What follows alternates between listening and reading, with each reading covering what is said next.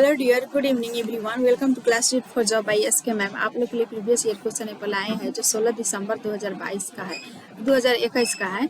और यहाँ पर सीटीपी का क्वेश्चन यहाँ पर हो रहा है। ओके, और हम आप लोग के लिए बहुत ही अच्छे से एक्सप्लेन के साथ हम आप लोग को देने की कोशिश करें ताकि आप लोग का कंसेप्ट पूरा हो जाए। ओके, और जितना भी क्वेश्चन है हम बहुत ही अच्छे तरीके से एक्सप्लेन के साथ देने की कोशिश कर रहे हैं ताकि आप लोग को कोई दिक्कत ना हो। अगर दिक्कत हो रहा है तो कमेंट के माध्यम से आप लोग हमसे पूछ सकते हैं। कोई भी एनी डाउट्स हम आप लोग के सहयोग के लिए हमेशा तत्पर रहेंगे। ओके, यहाँ पर देखेंगे 1.5 से 2.5 साल की उम्र के बच्चों द्वारा अक्सर उच्चरित द्विशब्दीय उच्चारण को क्या कहा जाता है। जो बच्चा 1.5 से 2.5 साल का बच्चा होता है वो बोलता है, क्या बोलता है? सिर्फ बलबलाता है नहीं। बलबलाना तो बस छोटा बच्चा का 6 से 12 महीना का बच्चा का यहाँ पर बलबलाता है। उसके बाद यहाँ पर बता रहा है कि 1.5 से 2.5 साल की उम्र के बच्चे को कि जब बोलता है उसको क्या कहा जाता है? तार प्रसिद्ध वाचन कहा जाता है। इसे तार प्रसिद्ध वाचन कहा जाता है। ओके, बढ़ेंगे। क्वेश्चन नंबर आ गया हमारा, नेक्स्ट आ गया 14। पुरुष सामान्य दिमाग से सोचते हैं और महिलाएं अपने हृदय से सोचते हैं। यह कथन क्या दर्शाता है? तो पुरुष और महिलाओं में यहाँ पर भिन्नता हो रहा है या फिर यहाँ पर अलग होता है, अलग किया जा रहा है, तो उसे हम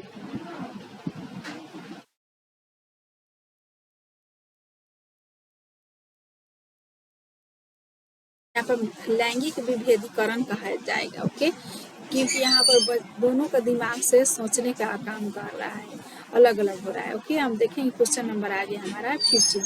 एक प्रगतिशील कक्षा में निम्न में से कौन सी मूल्यांकन विधि का इस्तेमाल नहीं होता है? तो यहाँ पर देखेंगे कि अध्यापक द्वारा मानसिल जनरल का इस्तेमाल या स्व मूल्यांकन या समकक्षीय मूल्यांकन या फिर केवल मानक निर्देशित मूल्यांकन पर आश्रय या फिर विद्यालय में पोर्टफोलियो तैयार करना। तो यहाँ पर देखेंगे कौन सा इस्तेमाल एक प्रगति की कक्षा में निम्न में से कौन सी मूल्यांकन विधि का इस्तेमाल नहीं होना चाहिए। यहाँ पर देखेंगे तो ये हमारा नेगेटिव पॉजिटिव क्वेश्चन आ गया। तो हमारा नेगेटिव पॉजिटिव में जब भी हम केवल देखेंगे उसे हम नेगेटिव मानेंगे। केवल मानव निर्देशित मूल्यांकन पर आश्रय नहीं होना चाहिए। ओके, क्योंकि यहाँ पर वातावरण और बुक्स, स्कूल इत्यादि सभी से हमको विकास होता है। ओके, देखेंगे वंचित और हाशिए पर स्थिर समूहों की भाषा और संस्कृति को स्कूल पाठ्यक्रम में समावेशी करने से एक अध्यापक क्या सुनिश्चित कर सकता है?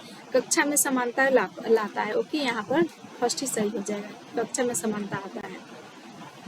किसी को वहाँ पर जातीय वर्ग से नहीं अलग अलग किया जाता है। ओके, पर्याप्त समर्थन प्रदान करने के बावजूद एक कक्षा में एक विद्यार्थी गणितीय क्रियाओं को समझने में निरंतर चुनौतियों का सामना करना, इसकी वजह से क्या हो सकता है? तो गणित में जो बच्चे नहीं कर पा रहा है, गणित हिसाब किताब नहीं कर पा रहा है, उसे हम गणितीय वैफल्य कहेंगे, वैकल्य कहेंगे या फिर वैफल्य कहेंगे। ओके, बढ़िया। क्वेश्चन नंबर हमारा आगे 18। एक समावेशी कक्षा में एक श्रव्य बाधित, जो आँख से श्रव्य मतलब सुनने से बाधित हुए विद्यार्थी की शिक्षा हेतु निम्न में से कौन सा रणनीति को प्रभावित नहीं करना चाहिए? यहाँ पर देखिए कौन सा यहाँ पर रणनीति को प्रभावित नहीं करना चाहिए। तो वीडियो चलचित्र के प्रदर्शन से उपकरणों का इस्तेमाल नहीं करना चाहिए या फिर करना चाहिए। यहाँ पर तो यहाँ पर देखेंगे आगे, पढ़ते हुए अभिव्यक्ति शारीरिक गतिविधियों का संकेत का इस्तेमाल करना चाहिए। मौखिक संप्रेषण के साथ साथ शाब्दिक चित्रित संप्रेषण का इस्तेमाल करना चाहिए। यहाँ पर जो बच्चा यहाँ पर सुन नहीं पा रहा है उसके लिए हम यहाँ पर मौखिक संप्रेषण के साथ साथ शाब्दिक संप्रेषण का इस्तेमाल कर सकते हैं।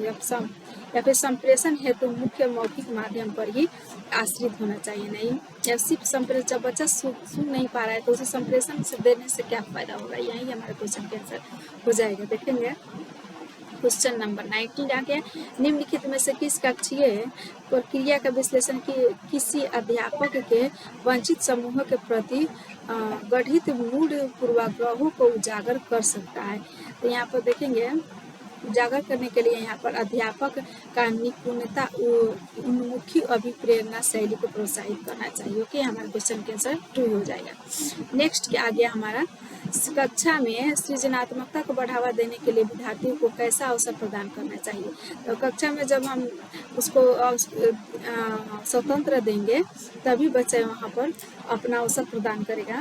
विशिष्ट उपलब्धि मार्ग सम्मेलन करना चाहिए। मौखिक खोज और सोच को बढ़ावा देना चाहिए। यही हमारा क्वेश्चन के आंसर हो जाएगा कि उसको मौखिक सोच है और उसका अपना जो सोच है उसी पर बढ़ावा देना चाहिए। यहाँ पर देखेंगे एक संरचनात्मक कक्षा में बच्चों की संज्ञानात्मक सहभागिता को किस प्रकार सुसाधित किया जा सकता है। बच्चों के वार्तालाप द्वारा या फिर अध्यापक के संवेगों द्वारा, बच्चों के सकारात्मक परस्पर संबंध द्वारा या फिर बाहरी रूप से अधिरोपण अनुशासन द्वारा। तो यहाँ पर देखेंगे क्वेश्चन के आंसर हमारा बाहरी रूप से हम नहीं करेंगे, क्योंकि बाहर रूप से हम बच्चे को कुछ देंगे जैसे कि ट्रॉफी या फिर उसको इनाम देंगे तो बच्चा अंदर से फीलिंग नहीं कर पाएगा और खुद से अपना व्यवहार पर अच्छा से नहीं मोटिवेट हो पाएगा। इसलिए हमारे 4 को छोड़कर और सभी हमारा सही है। तो यहाँ पर देखेंगे 1 2 3 बढ़ेंगे क्वेश्चन नंबर 22 की तरफ। और यही हमारा क्वेश्चन आ गया, बच्चों की सफलता अक्सर विद्यालय की सफलता होती है। निम्न में से कौन सा कथन इस वाक्य का समर्थन करता है। तो स्कूल का अस्तित्व विद्यार्थियों के समर्थन में विभेदीकरण होता है नहीं। तो यहाँ पर बच्चे इसलिए असफल होता है क्योंकि विद्यालय बच्चों को सीखने की विविध गतियों का संज्ञान नहीं कर पाता है। सभी बच्चा का अलग अलग जो प्रॉब्लम होता है उसे सोल्व नहीं कर पाता है, इसीलिए यहाँ पर बच्चे अक्सर फेल होता है। तो यहाँ पर सिस्टम भी फेल हो जाता है। ओके, देखेंगे हमारे क्वेश्चन के आगे नेक्स्ट, किसी संप्रदाय के प्रासंगिक और अर्थपूर्ण होने के लिए क्या आवश्यक है।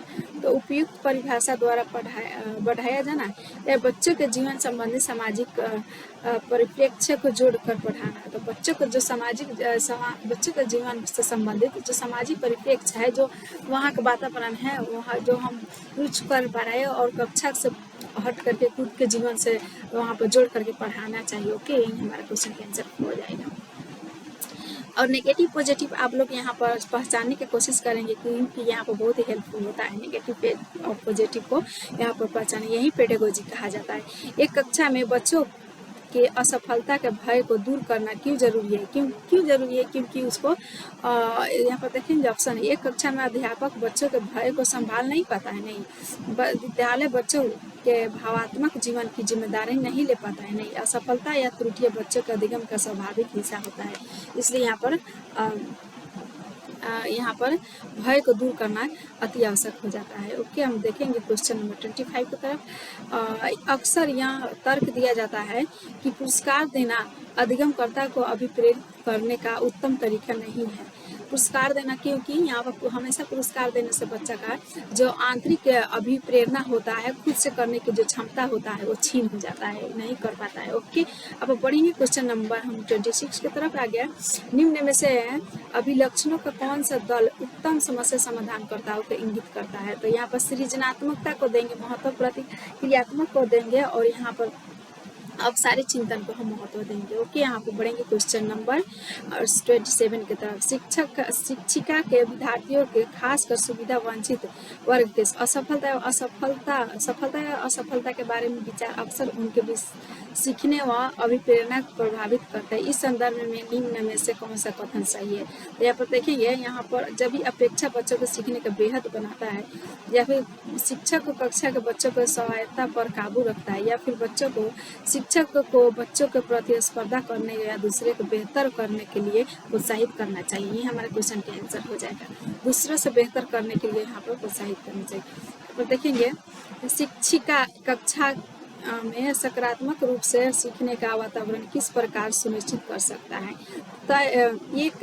तय व निर्धारित समय सारणी अनुपालन नहीं करना चाहिए, पुरस्कार सजा नहीं करना चाहिए, बच्चों को संवेगों को सीखने की प्रक्रिया का हिस्सा बनाकर या फिर बच्चों की क्षमता के आधार पर उनका विभेदीकरण करके या अलग अलग समूह बनाकर नहीं। बच्चों को जो संवेग होता है, सोचने का जो क्षमता है, उसी पर हम उसको सीखने की प्रक्रिया को हिस्सा बनाएंगे। ओके, जो बच्चा सीखेगा, जो उसको हम वो कहेगा उसी के अनुसार हम उसको शिक्षा देने की कोशिश करेंगे। ओके, नहीं आने पर उसको हम सॉल्व भी करेंगे सहयोग द्वारा। वो खुद से सीखने का उसको बोलेंगे, लेकिन फिर भी उसको सहयोग देंगे। ओके, इसलिए यहाँ पर टीचर्स को या सुविधादाता के रूप में उसे कहा गया है। देखेंगे हमारा लास्ट क्वेश्चन जो है नहीं, यहाँ पर सेकेंड लास्ट है, क्या एक शिक्षक को क्या कक्षा में एक शताधारी व्यक्ति के रूप में